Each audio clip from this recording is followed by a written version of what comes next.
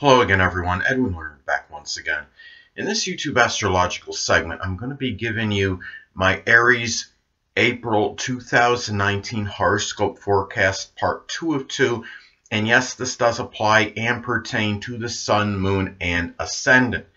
Anyway, first thing up is, as far as April goes, Venus will be in Aries from the 20th until the 30th. So this time the first house is what will be emphasized and highlighted. Now, this could be about money being spent on the self. It could be something Aries related, such as buying a helmet or headwear, hats. It could be a lot of impulsive, impetuous buying as well on oneself, and also too, perhaps about being more attractive on a first impression, and really it could be doing something, looking sporty, or athletic, since this is Aries, very sharp looking. Aries could be known to have sharp features, so they might even appear to be even sharper at this point.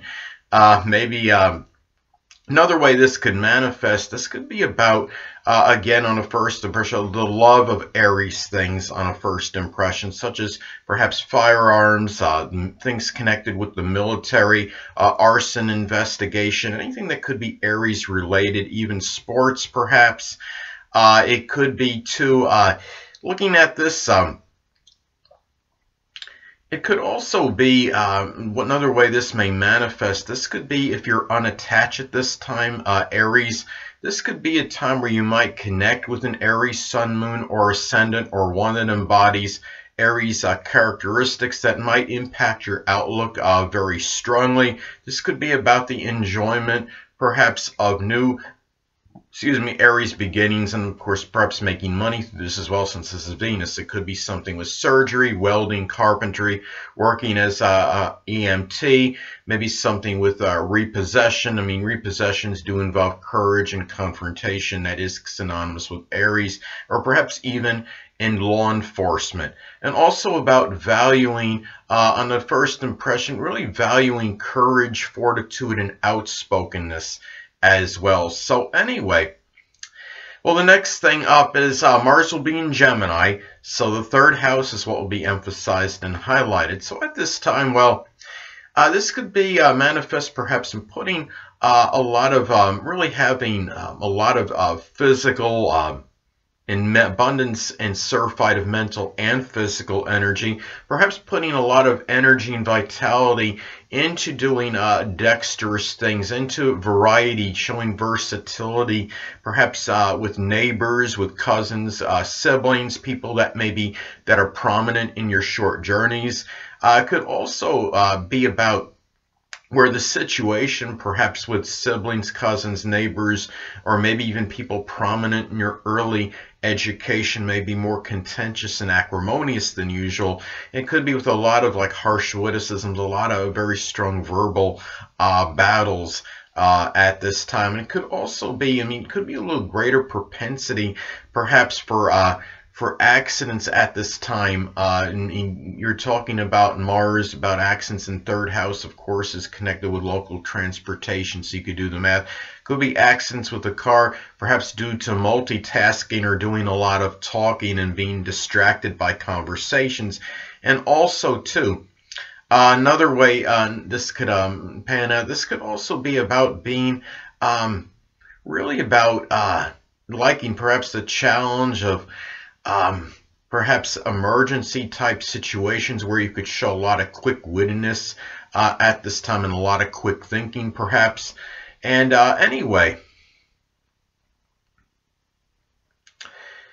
well, the next thing up is Jupiter will be in Sagittarius still, so the ninth house is what will be emphasized and highlighted. So at this time, well, and at this time, as I've stated in previous videos, Jupiter can be somewhat paradoxical, could be strongly benign and benevolent, but could also have a tendency to enlarge and expand.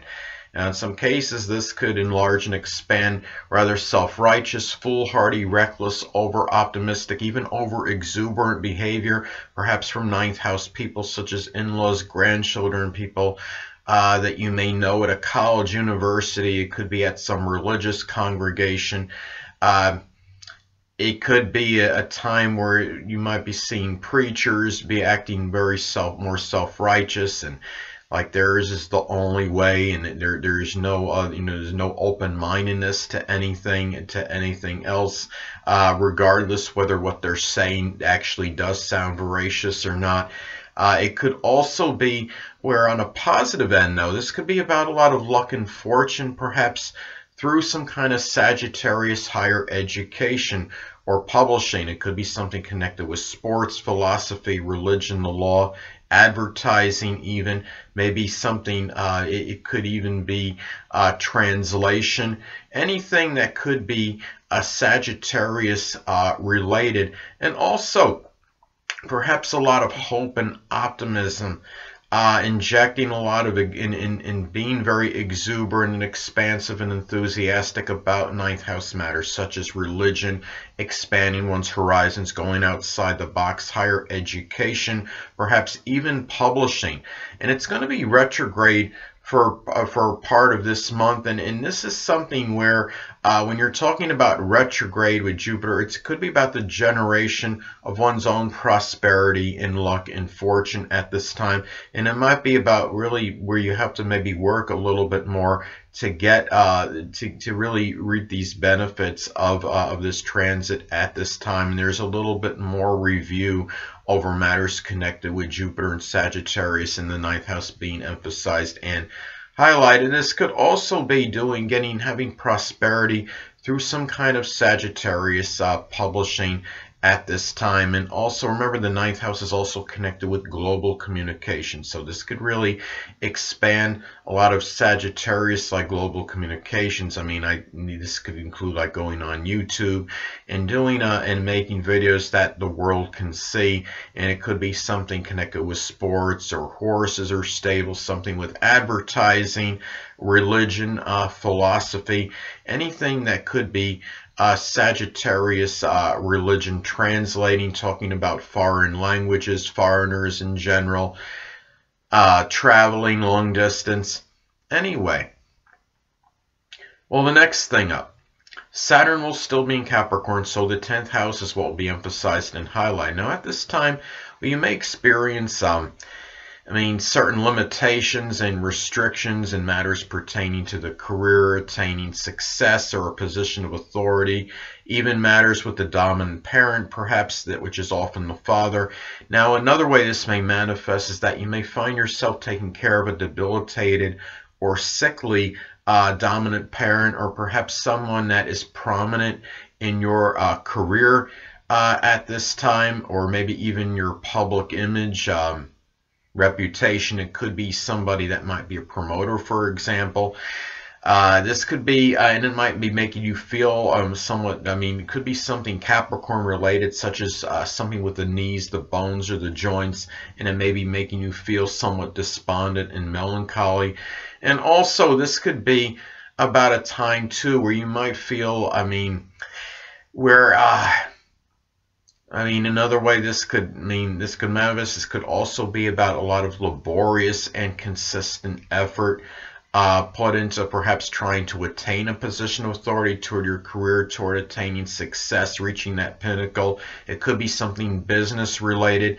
And you might also be working very hard at a Capricorn career, and it could be something connected with information technology, accounting, dentistry, business, or even mundane, just general work at this time. And having the aspects that are that this makes, of course, a lot of this could be predicated dependent on the aspects this makes to points in your natal chart. If this is making, say, if this Saturn is making, it's making a sextile or say a trine to your natal Mars. This could be about a lot of discipline, energy, and this could actually work very well in terms of working very hard towards some kind of a career goal at this time. So it could really be, I mean, like I said, a lot of this could be dependent on the aspects this makes to, as far as whether a lot of this energy could be positive or negative. Saturn is not always negative. It could be about restrictions and limitations, but it could also be about structure and discipline as well. Anyway, next thing up. Uranus will be in Taurus, so the second house is what will be emphasized and highlighted. Hold on a moment, people.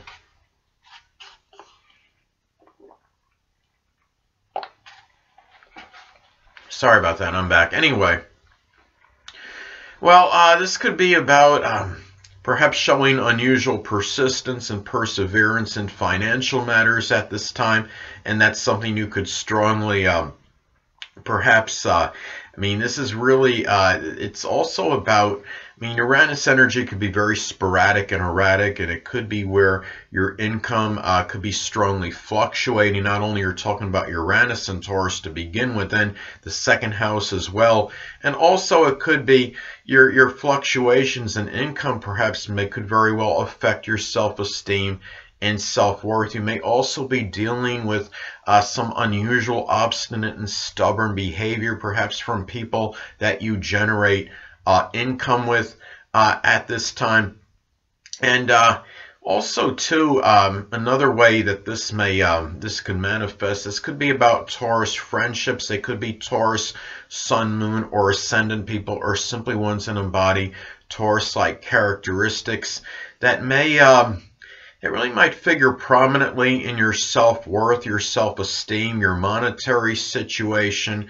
And it could be a lot of it, I mean, could be, again, predicated and dependent on aspects this makes to points in your chart. Let's say if this makes an adverse aspect to your natal Venus at this time, this could be something where they might not have the best effect on your monetary situation and in your self-worth, your self-esteem, your possessions, perhaps resources.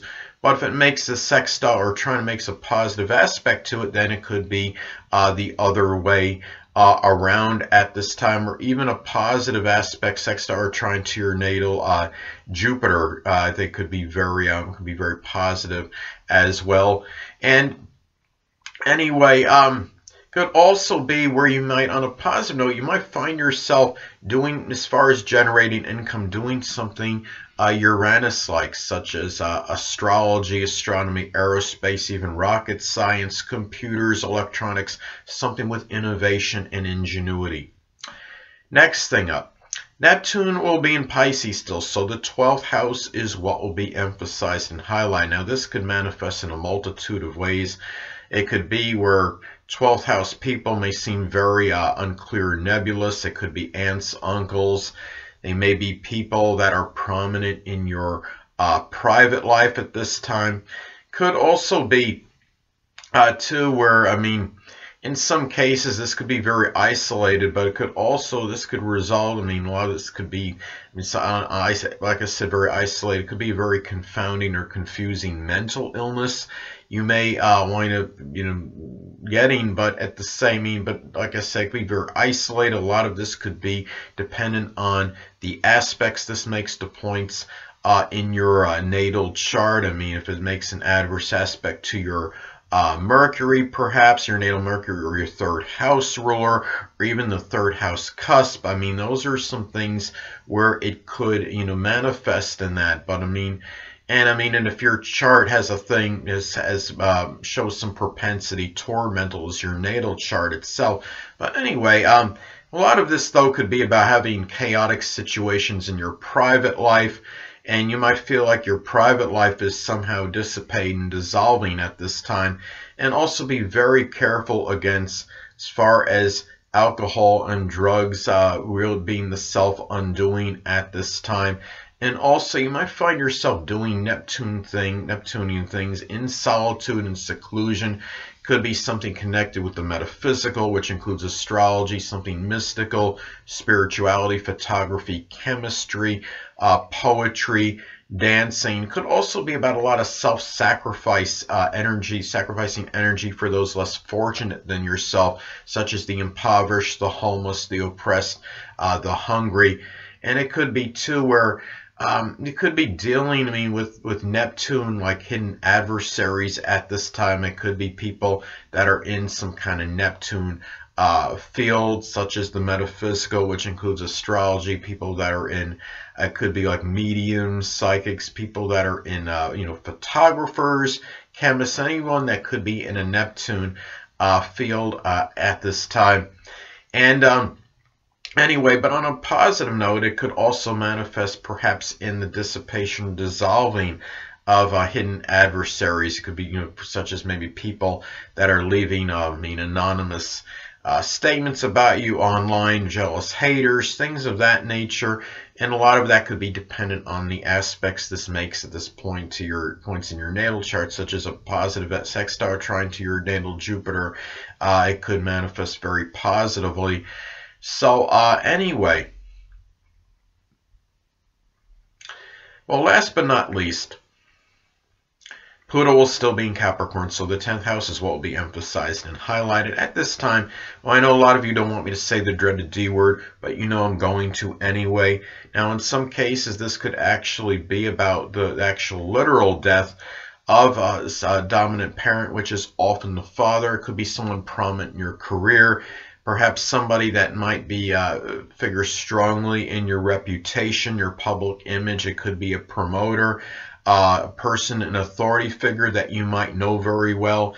It could also be at this time, Pluto can also be about obliteration and destruction, and it could be where your career might be destroyed perhaps at this time. It could be, that could be something very extreme, but it could happen at this time. It could also be just it could be your public image, your reputation, maybe feel like it's being destroyed. But also guard against obsessive and compulsive behavior in terms of trying to attain success, reaching the pinnacle, so to speak. It could be also where you might experience some upheavals and power struggles with 10th house people, such as the dominant parent, authority figures at this time, people prominent in your career, could be, or even businessmen.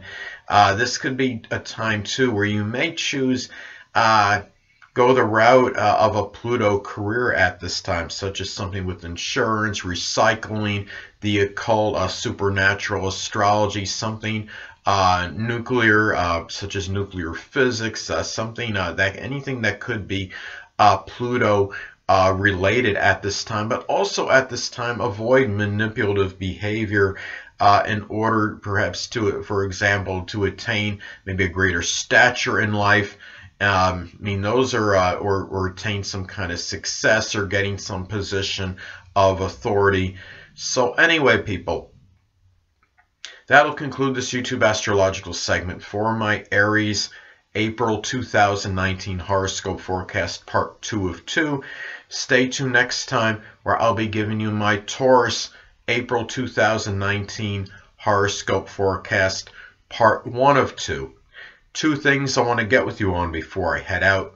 Firstly, the stars may impel but do not compel. And secondly, never isolate any single astrological element, aspect, planetary placement, position, configuration, influence, or what have you, and make an analysis of a person, astrologically speaking, based on this alone, because astrologically speaking, the person is the sum of all their components in their natal chart and not just one.